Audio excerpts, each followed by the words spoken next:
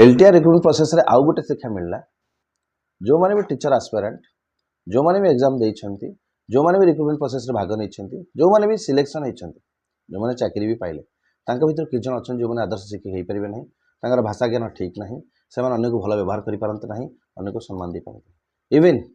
आखि बंद करिकि अन्य माने को जज कर दियंती कहि दियंती से किछि जानिनी से जहाँ कहूँ भूल कहूँ यहाँ अनेक टीचर मान प्रमाणित हो गला बहुत